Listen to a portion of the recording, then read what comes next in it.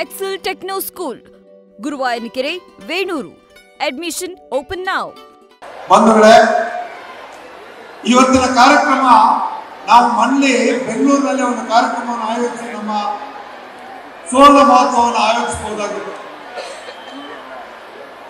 ಆದರೆ ನಿಜವಾದಂಥ ಜವಾಬ್ದಾರಿನಲ್ಲಿ ನಾವು ನೀವೆಲ್ಲ ಇವತ್ತು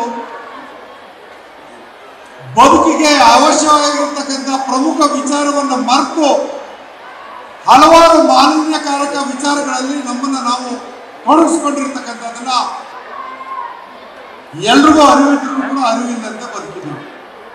ಇದಕ್ಕೋಸ್ಕರ ಒಂದು ಸಣ್ಣ ಪ್ರಯತ್ನವನ್ನ ಮಂಡಳಿಯ ಸಭೆಯಲ್ಲಿ ನಾವು ಚರ್ಚೆ ಮಾಡಿ ಯಾಕೆ ನಾವು ಜನಗಳ ಹತ್ರ ಹೋಗಿ ಅರಿವು ಉಂಟು ಮಾಡ್ತಕ್ಕಂಥ ಕೆಲಸವನ್ನು, ಮಾಲಿನ್ಯಕಾರಕ ವಿಚಾರದಲ್ಲಿ ಅರಿವು ಉಂಟು ಮಾಡ್ತಕ್ಕಂಥ ಕೆಲಸವನ್ನು ಮಾಡಬಾರ್ದು ಅನ್ನೋ ತೀರ್ಮಾನದಂತೆ ನಾವು ಇವತ್ತು ಈ ಒಂದು ಕಾರ್ಯಕ್ರಮ ಆಯೋಜಿಸಿದ್ದೇವೆ. ಇದಕ್ಕೆ ಮಾನ್ಯ ಮುಖ್ಯಮಂತ್ರಿಗಳು ಮತ್ತು ಸರ್ಕಾರ ಅವಕಾಶವನ್ನು ಕಲ್ಪಿಸಿ ಆದೇಶ ಮಾಡಿದ ಪ್ರಯುಕ್ತ ಮತ್ತು ನಮ್ಮ ಮಂಡಳಿಯನ್ನು ಸುಸ್ಥಿತಿಯಲ್ಲಿ ಇಡಬೇಕು ಅನ್ನೋ ಜವಾಬ್ದಾರಿನಲ್ಲಿ ವಾಹನಗಳೇ ಇರಲಿಲ್ಲ, ಸಿಬ್ಬಂದಿ ಕೊರತೆ ನಮ್ಮಲ್ಲಿ, ಸ್ಯಾಂಕ್ಷನ್ ಸ್ಟ್ರೆಂತ್ಗೆ ನಮ್ಮಲ್ಲಿ ಬಹಳಷ್ಟು 40% ಮಾತ್ರ ಸಿಬ್ಬಂದಿ ಇಟ್ಕೊಂಡು ನಾವು ಕೆಲಸ ಮಾಡ್ತಕ್ಕಂಥ ಸಂದರ್ಭದಲ್ಲಿ ಇವತ್ತು ಏನು ಹುದ್ದೆ ಖಾಲಿ 80% ಅದನ್ನು ನೇಮಕಾತಿ ಮಾಡೋಕ್ಕೆ ಅವಕಾಶ ಕೊಟ್ಟು ಎಲ್ಲ ಅಧಿಕಾರಿಗಳಿಗೆ ಸುಮಾರು 69 ವಾಹನಗಳನ್ನು ಖರೀದಿ ಮಾಡಿದ್ದೇವೆ. ಇಡೀ ರಾಜ್ಯಾದ್ಯಂತ ಒಂದು ಮಂಡಳಿಯನ್ನು ಸುಸ್ಥಿತಿ ತಗೊಂಡು ಹೋಗ್ತಾ ಇದೆ. ಪ್ರಮುಖವಾಗಿ ನಿಮ್ಮೆಲ್ಲರಿಗೂ ಅರ್ಥ ಆಗ್ಬೇಕಾಗಿರ್ತಕ್ಕಂಥ ವಿಚಾರಕ್ಕೆ ಬರ್ತೀನಿ. ಈ ಒಂದು ಜಲ ಮಾಲಿನ್ಯ ಕಾಯ್ದೆ, ವಾಯು ಮಾಲಿನ್ಯ ಕಾಯ್ದೆ ಮತ್ತು ನಮ್ಮ ಮಾಲಿನ್ಯ ನಿಯಂತ್ರಣ ಮಂಡಳಿ ಇವುಗಳ ಬಗ್ಗೆ ಬಹಳ ಜನಕ್ಕೆ ಅರಿವಿಲ್ಲ. ಈ ಒಂದು ಕಾಯ್ದೆ ಬರಲಿಕ್ಕೆ, ನಮ್ಮ ಮಂಡಳಿ ಸ್ಥಾಪನೆ ಆಗಲಿಕ್ಕೆ ಕಾರಣ ದೂರದೃಷ್ಟಿ ಇದ್ದಂತ, ಬಡತನ ನಿವಾರಣೆಗೆ ಪಣ ತೊಟ್ಟಿದ್ದಂತ, ಅಪೌಷ್ಟಿಕತೆಯ ವಿಚಾರದಲ್ಲಿ ಮಕ್ಕಳು ಮತ್ತು ಹೆಣ್ಣು ಮಕ್ಕಳ ವಿಚಾರದಲ್ಲಿ ಜವಾಬ್ದಾರಿಯ ತೀರ್ಮಾನವನ್ನು ಮಾಡಿದಂತ ಧೀಮಂತ ಉಕ್ಕಿನ ಮಹಿಳೆ, ಮಾಜಿ ಪ್ರಧಾನಿ ದುರ್ಗೆ ಎಂದೇ ಹೆಸರಾಗಿದ್ದಂಥ ಶ್ರೀಮತಿ ಇಂದಿರಾ ಗಾಂಧಿ ಅವರು ಈ ಒಂದು ಕಾಯ್ದೆ ಮತ್ತು ನಮ್ಮ ಮಂಡಳಿ ಹುದ್ದೆ ಒಂದು ಸ್ಥಾಪನೆ ಆಗಲಿಕ್ಕೆ ಕಾರಣ ಅನ್ನೋದನ್ನು ನಿಮ್ಮ ಮುಂದೆ ಹೇಳಿಕ್ಕೆ ಬಯಸ್ತೇನೆ. ಬಹಳ ಜನಕ್ಕೆ ಇಂದಿರಾ ಗಾಂಧಿ ಅವರು ಮರ್ತೋಗಿರ್ಬೋದು. ನಾನು ಇಂದಿರಾ ಗಾಂಧಿ ಅವರ ಹೊಗಳಲಿಕ್ಕೆ ಈ ಕಾರ್ಯಕ್ರಮನ ಆಯೋಜಿಸಿಲ್ಲ. ಆದರೆ ಜವಾಬ್ದಾರಿ ಮಾಡಿದಂತ ಈ ರಾಷ್ಟ್ರದ ಯಾವ್ದಾದ್ರು ಒಬ್ಬರು ಪ್ರಧಾನಮಂತ್ರಿ ಇದ್ರು ಅಂದ್ರೆ ಅದು ಭವಿಷ್ಯತ್ತಿನ ಪೀಳಿಗೆಗೆ ಇಡೀ ಪ್ರಪಂಚದ ವಿಚಾರವನ್ನು ಅರಿತುಕೊಂಡು ನಮ್ಮ ದೇಶಕ್ಕೆ ಏನು ಕೊಟ್ಟಂತ ಮಾಜಿ ಪ್ರಧಾನಿ ದಿವಂಗತ ಇಂದಿರಾ ಗಾಂಧಿ ಅವರು ನಾವೆಲ್ಲ ಕಾರಣ 1972ರಲ್ಲಿ ವಿಶ್ವಸಂಸ್ಥೆ ಸ್ಟಾಕ್ಹೋಮ್ನಲ್ಲಿ ಅಂತಾರಾಷ್ಟ್ರೀಯ ಸಮ್ಮೇಳನವನ್ನು ನಡೆಸಿ ಈ ಮಾಲಿನ್ಯಕಾರಕ ವಿಚಾರಗಳು, ಪರಿಸರದ ವಿಚಾರವನ್ನ ಚರ್ಚೆ ಮಾಡಿದಾಗ ಭಾರತ ದೇಶವನ್ನ ಪ್ರತಿನಿಧಿಸಿದ್ದು ನಮ್ಮ ನಾಯಕಿ ಶ್ರೀಮತಿ ಇಂದಿರಾ ಗಾಂಧಿ. ಅಲ್ಲಿಂದ ಬಂದ ನಂತರ ನಮ್ಮಲ್ಲಿ 1974ರಲ್ಲಿ ಜಲ ಕಾಯ್ದೆಯಡಿ ನಮ್ಮ ಮಂಡಳಿಯನ್ನು ಸ್ಥಾಪನೆ ಮಾಡಿ ಇವತ್ತು ಜಲ ಕಾಯ್ದೆಯ ಜವಾಬ್ದಾರಿನಲ್ಲಿ ನಾವೆಲ್ಲರೂ ಕೂಡ ಒಂದು ಆದೇಶವನ್ನು ಪ್ರತಿಯೊಂದು ಸಂದರ್ಭದಲ್ಲಿ ನಾವು ನೀಡ್ತಾರೆ. ಇದರ ಜೊತೆಯಲ್ಲಿ ಈ ಮಂಡಳಿ ಸ್ಥಾಪನೆ ಉದ್ದೇಶ, ನಡೆದು ಬಂದ ಹಾದಿ, ಕಾರ್ಯವ್ಯಾಪ್ತಿ, ಪರಿಸರ ಕಾನೂನುಗಳ ಬಗ್ಗೆ ಅರಿವು ಮತ್ತು ರಾಜ್ಯದ ಜನರಿಗೆ ಅವರ ಜವಾಬ್ದಾರಿಯನ್ನು ನಾವು ಇವತ್ತು ಜ್ಞಾಪಿಸುವಂತ ಪ್ರಯತ್ನ ಇವತ್ತು ಮಾಡ್ತಾ ಇದ್ದೀವಿ. ಸಮಾಜದ ಎಲ್ಲ ವರ್ಗದ ಜನತೆ ಅವರ ಹಿತಕ್ಕಾಗಿ ದುಡಿದವರು ನಮ್ಮ ಇಂದಿರಾ ಗಾಂಧಿ ಅವರನ್ನ ಮತ್ತೆ ಒತ್ತಿ ಹೇಳ್ತೀನಿ. 70ರ ದಶಕದಲ್ಲಿ ಬರೀ ಬಡತನ, ಅಪೌಷ್ಟಿಕತೆ ಬಗ್ಗೆ ಮಾತ್ರ ಅವರು ದುಡಿದಿಲ್ಲ. ನಾವಿವತ್ತು ಕುಳಿತಿದೀವಲ್ಲ, ಮಂಡ್ಯ ಅಂತ ಜಾಗದಲ್ಲೇ ನಾವು ಯೋಚನೆ ಮಾಡಬೇಕಾಗಿರ್ತಕ್ಕಂಥದ್ದು, ಕೃಷಿ ಪ್ರಧಾನವಾದಂಥ ಜಿಲ್ಲೆಯಲ್ಲಿ ನಾವು ರಾಸಾಯನಿಕ ಗೊಬ್ಬರವನ್ನು ನಮ್ಮ ನೀರಿಗೆ, ನಮ್ಮ ಅಂತರ್ಜಲಕ್ಕೆ ನೇರವಾಗಿ ನಾವು ರಾಸಾಯನಿಕವನ್ನು ತುಂಬುತ್ತಾ ಇದ್ದೇವೆ. ಆ ಕಾರಣಕ್ಕಾಗಿ ನಮ್ಮ ಭೂಮಿ ಇವತ್ತು ಬರಡಾಗ್ತಾ ಇದೆ, ನಮ್ಮ ಗುಣಮಟ್ಟದ ಬೆಳೆ ಕ್ಷೀಣಿಸ್ತಾ ಇದೆ, ಆರೋಗ್ಯದ ಮೇಲೆ ಪರಿಣಾಮ ಬೀಳ್ತಾ ಇದೆ. ನಾವು ಕುಡಿಯೋ ನೀರಿನಲ್ಲಿ ಕ್ಲೋರೈಡ್ ಅಂಶ ಅಥವಾ ಕೆಮಿಕಲ್ ಅಂಶ ಇದ್ರೆ ನಾವೇ ಮಾಡ್ತಾ ಇರ್ತಕ್ಕಂಥ ತಪ್ಪಿಂದ ಈ ಕೆಲಸ ಮಾಡ್ತಾ ಇದೆ. ಈ ಎಲ್ಲದರ ಜೊತೆಯಲ್ಲಿ ನಮಗೆ 1972 ಶ್ರೀಮತಿ ಇಂದಿರಾ ಗಾಂಧಿ ಅವರು ರಾಷ್ಟ್ರೀಯ ಪರಿಸರ ಯೋಜನೆ ಸಮಿತಿ ರಚಿಸಿ ವನ್ಯಜೀವಿ ಸಂರಕ್ಷಣಾ ಕಾಯ್ದೆಯನ್ನ 1972 ಮಾಡಿ ಪ್ರಾಜೆಕ್ಟ್ ಟೈಗರ್ ಅಂತ ಅಂದ್ರೆ ಹುಲಿ ಸಂತತಿ ಕ್ಷೀಣಿಸ್ತಾ ಇರೋದಕ್ಕೆ ಪ್ರಾಜೆಕ್ಟ್ ಟೈಗರ್ ಅನ್ನುವಂತ ಒಂದು ಹೊಸ ಯೋಜನೆಯನ್ನು ಕೊಟ್ಟು 1973 ಹುಲಿ ಸಂತತಿಯನ್ನ ರಕ್ಷಣೆ ಮಾಡ್ತಕ್ಕಂಥ ಕೆಲಸ ಮಾಡಿದ್ರು. 74 ಜಲಮಾಲಿನ್ಯ ಕಾಯ್ದೆ ಆದ್ಮೇಲೆ 80 ಅರಣ್ಯ ಸಂರಕ್ಷಣಾ ಕಾಯ್ದೆ, 81 ಮತ್ತೊಂದು ಮಹತ್ತರವಾದಂತಹ ವಿಚಾರ ವಾಯು ಮಾಲಿನ್ಯ ನಿಯಂತ್ರಣ ಕಾಯ್ದೆಯನ್ನ ಶ್ರೀಮತಿ ಇಂದಿರಾ ಗಾಂಧಿ ಅವರು ಈ ದೇಶಕ್ಕೆ ಕೊಡುಗೆ ಹಾಕಿದ್ದಾರೆ. ಅದೇ ರೀತಿ 84 ಪರಿಸರ ಸಂರಕ್ಷಣೆ ಕಾಯ್ದೆ ಅಂದ್ರೆ EC ಅಂತ ನಾವು ಇವತ್ತೇನು ನೋಡ್ಕೊತಿದ್ವಿ ಅದನ್ನ ರಾಜೀವ್ ಗಾಂಧಿ ಅವರ ಅವಧಿನಲ್ಲಿ, ಅದೇ ರೀತಿ ರಾಜೀವ್ ಗಾಂಧಿ ಅವರ ಅವಧಿನಲ್ಲಿ 89 ರಾಷ್ಟ್ರೀಯ ಅರಣ್ಯ ನೀತಿಯನ್ನ ನಾವು ಈ ದೇಶಕ್ಕೆ ಕಾನೂನನ್ನಾಗಿ ನಾವು ಮಾಡಿದ್ದೇವೆ. ಇವತ್ತು 2011 UPA ಸರ್ಕಾರ ಇದ್ದಾಗ, ಶ್ರೀಮತಿ ಸೋನಿಯಾ ಗಾಂಧಿ ಅವರ ನೇತೃತ್ವದ UPA ಸರ್ಕಾರ ಇದ್ದಾಗ ಇವತ್ತೇನು NGT ನ್ಯಾಷನಲ್ ಗ್ರೀನ್ ಟ್ರಿಬ್ಯುನಲ್ ರಾಷ್ಟ್ರೀಯ ಹಸಿರು ಪೀಠ ಅಂತ ನಾವೇನು ಹೇಳ್ತಾ ಇದ್ವಿ ಅದನ್ನ ಸ್ಥಾಪನೆ ಮಾಡಿದ್ದು ಈ ರಾಷ್ಟ್ರಕ್ಕೆ ನೀಡಿದಂತ ಮಹತ್ತರವಾದ ಕೊಡುಗೆ. ಇವು ಯಾತಕ್ಕಾಗಿ ನಾನು ಇದನ್ನ ಹೇಳ್ತಾ ಇದ್ದೀನಿ, ಬಹಳಷ್ಟು ಜನಕ್ಕೆ ಇನ್ನೂ ನನ್ನ ಮಾತುಗಳು ಅರ್ಥ ಆಗಿರ್ಲಿಕ್ಕೆ ಸಾಧ್ಯ ಇಲ್ಲ. ನಾವು ಉಸಿರಾಡುವಂತ ಗಾಳಿ ಶುದ್ಧವಾಗಿಲ್ಲ ಅಂತಂದ್ರೆ ನಮ್ಮ ಶ್ವಾಸಕೋಶ ಮೊದಲು ತೊಂದರೆ ಸಿಗುತ್ತೆ. ತದನಂತರ ರಕ್ತದ ಮೂಲಕ ಹೃದಯ ಮತ್ತು ಎಲ್ಲ ದೇಹದ ಭಾಗಗಳು ನಮಗೆ ರೋಗಕ್ಕೆ ಮಾಲಿನ್ಯದಿಂದ ಕಾರಣ ಆಗ್ತದೆ ಅನ್ನೋದನ್ನ ನಾವು ಮರಿ ಕುಡಿದು ಅನ್ನೋದನ್ನ ನಿಮಗೆ ಜ್ಞಾಪಕ ವಹಿಸ್ತೇನೆ. ನೀರು ಕೂಡ ಹಾಗೆ, ನಮಗೆ ಕಂಡ ನೀರನ್ನೆಲ್ಲ ಕುಡಿಯಕ್ಕಾಗಲ್ಲ. ಮೊದಲು ಕಾವೇರಿ ನದಿಯಲ್ಲಿ ನಾವು ಎಲ್ಲೋದ್ರೂ ಈಜ್ತಾ ಇರ್ಬೇಕಾದ್ರೆ ಆ ನೀರನ್ನ ಕುಡಿಯುವಂತ ಶುದ್ಧವಾದಂತ ನೀರಿತ್ತು. ಇವತ್ತು ಆ ಕಾವೇರಿ ನದಿ ಪರಿಶುದ್ಧವಾಗಿಲ್ಲ ಅಂತಕ್ಕಂಥದ್ದು ನಮ್ಮ ಇವತ್ತು ಲ್ಯಾಬ್ ರಿಪೋರ್ಟ್ ಹಾಗೂ ಕೇಂದ್ರ ಮಾಲಿನ್ಯ ನಿಯಂತ್ರಣ ಮಂಡಳಿ ಇದನ್ನ ಅಭ್ಯಾಸ ಮಾಡುವಂತ ರೀತಿಯಲ್ಲಿ ಕಾವೇರಿ ನೀರು ಕೂಡ ಇವತ್ತು ಅಶುದ್ಧವಾಗಿದೆ. ಇದಕ್ಕೆ ನಾವು ಸಾಕಷ್ಟು ವಾಟರ್ ಮಾನಿಟರಿಂಗ್ ಸ್ಟೇಷನ್ ಅನ್ನ ಒಂದು ಮಾಡಿದ್ದೇವೆ. ಈಗ ನಮ್ಮ ಮೇಲ್ಮನೆಯ ಸದಸ್ಯ ದಿನೇಶ್ ಗುಳಿಗೌಡರು ಮಂಡ್ಯ ಜಿಲ್ಲೆ ಬಗ್ಗೆ ಕಾಳಜಿ ಇಟ್ಟು ಕಾವೇರಿ ಬಗ್ಗೆ ಜವಾಬ್ದಾರಿ ಇಟ್ಟು ನಮ್ಮ ಮಂಡಳಿ ಮತ್ತು ಅರಣ್ಯ ಇಲಾಖೆಗೆ ಒಂದು ಪ್ರಶ್ನೆ ಹಾಕಿದ್ರು. ಅದರ ಆಧಾರದ ಮೇಲೆ ಕೊಡಗಿನಿಂದ ಹಿಡಿದು ಬೆಳಿಗುಂದವರೆಗೆ ನಮ್ಮ ಕಾವೇರಿ ಎಷ್ಟು ಮಲಿನ ಆಗ್ತಾ ಇದೆ, ಯಾವ್ಯಾವ ಜಾಗದಲ್ಲಿ ಮಲಿನ ಆಗಿದೆ ಅಂತ, ಕುಡಿಯೋದಕ್ಕೆ ಶುದ್ಧವಾದ ನೀರು ಹೇಗೆ ಪರಿವರ್ತನೆ ಆಗ್ತಾ ಇದೆ ಅನ್ನೋದನ್ನ ಇವತ್ತು ಅವ್ರಿಗೆ ಸುಮಾರು ಒಂದು 200 ಪುಟಕ್ಕಿಂತ ಹೆಚ್ಚಿನ ವರದಿಯನ್ನ ದಿನೇಶ್ ಗುಳಿಗೌಡರ ಪ್ರಶ್ನೆಗೆ ಉತ್ತರವಾಗಿ ನಾವು ನೀಡಿದ್ದೇವೆ. ಇದು ನಮ್ಮ ಜಿಲ್ಲಾಡಳಿತನೂ ಕೂಡ ಇದನ್ನ ಅಭ್ಯಾಸ ಮಾಡಬೇಕಂತ ಅನಿವಾರ್ಯತೆ ಇದೆ. ಯಾಕಂದ್ರೆ ಮೈಸೂರು ನಗರ ಇರ್ಬೋದು ಅಥವಾ ಚಾಮರಾಜನಗರ ಇರ್ಬೋದು, ನಮ್ಮ ಮೈಸೂರು ಜಿಲ್ಲೆ ಪೂರ್ತಿ, ನಮ್ಮ ಮಂಡ್ಯ ಜಿಲ್ಲೆ ಪೂರ್ತಿ, ರಾಮನಗರ ಜಿಲ್ಲೆ ಪೂರ್ತಿ ಎಲ್ಲ ನಗರಗಳಿಗೆ ಕಾವೇರಿ ಕುಡಿಯೋ ನೀರು ಆಗಿದೆ.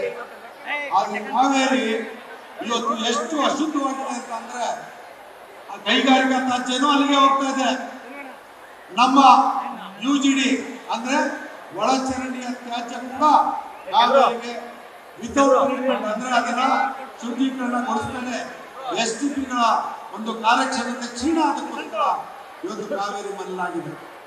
ಇದ್ರ ಜೊತೆಗೆ ನಿಮ್ಮೆಲ್ಲರಿಗೆ ಇವತ್ತಿನ ಕಾರ್ಯಕ್ರಮದಲ್ಲಿ ನಿಮ್ಮನ್ನ ಸಹಭಾಗಿತ್ವವಾಗಿ ಯಾಕೆ ಸೇರಿಸ್ಕೊಳ್ತಾ ಇದ್ದೀವಿ. ನಮ್ಮ ಇವತ್ತಿನ ಪ್ರಯತ್ನದಲ್ಲಿ 1% ಪ್ರಾರಂಭ ಆಗಲಿ. ಇದು ಪರಿವರ್ತನೆ ಆಗಿ ಜನರಿಂದ ಜನರಿಗೆ ಈ ವಿಚಾರ ಪ್ರಚಾರ ಆಗಿ ಶುದ್ಧ ಗಾಳಿ ಮತ್ತು ಶುದ್ಧ ನೀರಿನ ಜವಾಬ್ದಾರಿ ಆಗಲಿ. ನಾವು ಆಸ್ತಿ ಸಂಪಾದನೆ ಮಾಡಿದ್ರೆ ಅದರಿಂದ ಪ್ರಯೋಜನ ಇಲ್ಲ, ನಾವು ಹಣ ಸಂಪಾದನೆ ಮಾಡಿದ್ರೆ ಅದರಿಂದ ಪ್ರಯೋಜನ ಇಲ್ಲ. ಭವಿಷ್ಯತ್ತಿನ ಪೀಳಿಗೆಗೆ ಉತ್ತಮವಾದಂತ ಗಾಳಿ, ಉತ್ತಮವಾದಂತ ನೀರನ್ನ ನಾವು ಉಳಿಸ್ತಿಲ್ಲ ಅಂತಂದ್ರೆ ಭವಿಷ್ಯತ್ತಿನ ಪೀಳಿಗೆಗೆ ನಾವು ವಿಷ ಕೊಟ್ಟಂಗೆ ಆಗ್ತದೆ ಅನ್ನೋದನ್ನ ಜವಾಬ್ದಾರಿಯ ಮಾತುಗಳನ್ನ ಹೇಳಲಿಕ್ಕೆ ಬಯಸ್ತೇನೆ. ಎಲ್ಲದಕ್ಕಿಂತ ನಮ್ಮ ಮಂಡ್ಯ ಬಹಳ ಜನ ನಮ್ಮ ಆಲಮನೆಯ ಸ್ನೇಹಿತರು ಬಂದು ನಡೆಸ್ತಾ ಇರ್ತಕ್ಕಂಥವ್ರು. ಆ ಆಲಮನೆ ನಡೆಸೋದಕ್ಕೆ ನಮ್ಮ ಮಂಡಳಿ ಯಾವುದೇ ತರವಾದ ವಿರೋಧ ಇಲ್ಲ.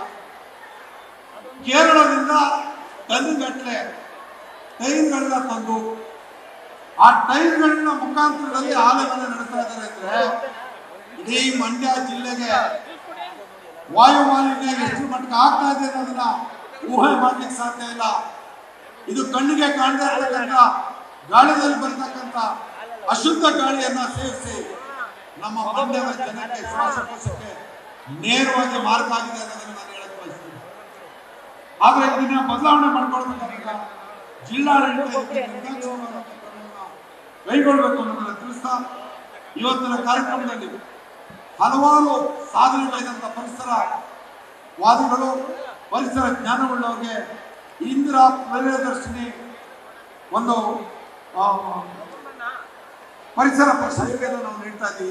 ಇಂದಿರಾ ಪ್ರಿಯದರ್ಶಿನಿ ಪರಿಸರ ಪ್ರಶಸ್ತಿಯನ್ನು ಇವತ್ತು 3 ಜನ ಮಂಡ್ಯ ಜಿಲ್ಲೆಯಲ್ಲಿ ಪ್ರಮುಖಕ್ಕೆ ನಾವು ನೀಡ್ತಾ ಇದ್ದೇವೆ.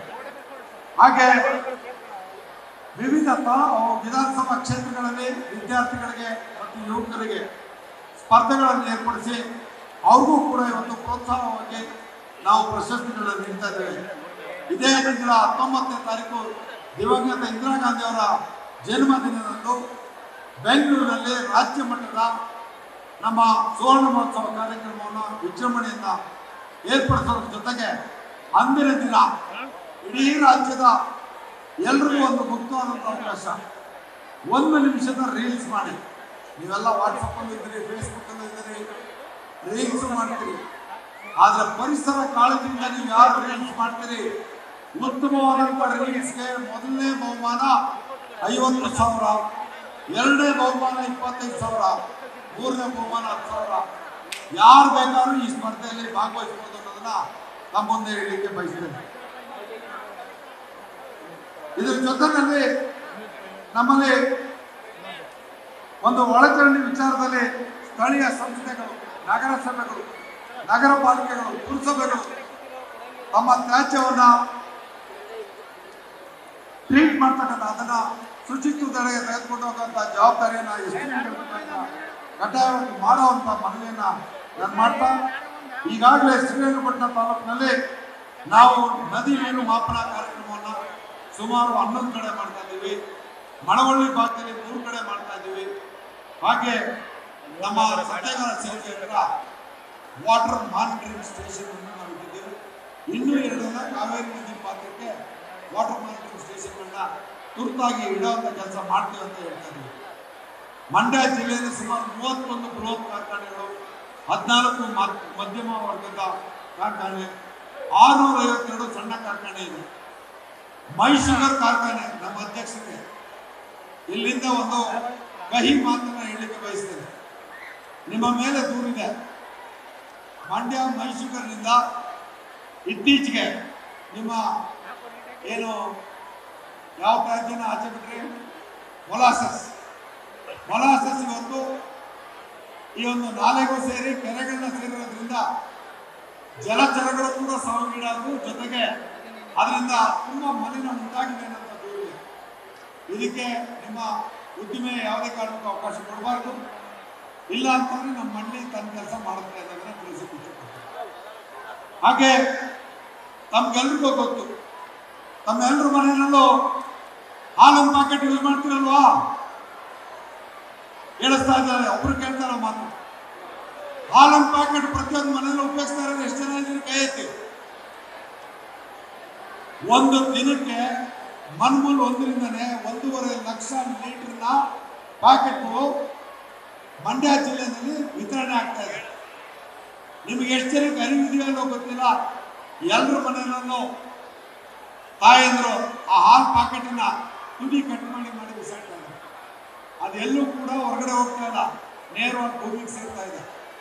ಊಹೆ ಮಾಡ್ಕೊಳ್ಳಿ, ಒಂದು ದಿನಕ್ಕೆ ಒಂದು ಮನೆಯಿಂದ ಒಂದು ತುಂಡು ಭೂಮಿ ಸೇರ್ತು ಅಂತಂದ್ರೆ 365 ದಿನದಲ್ಲಿ ಒಂದೇ ಮನೆಯಿಂದ 365 ತುಂಡು ಮನೆ ಭೂಮಿ ಸೇರ್ತಾರೆ.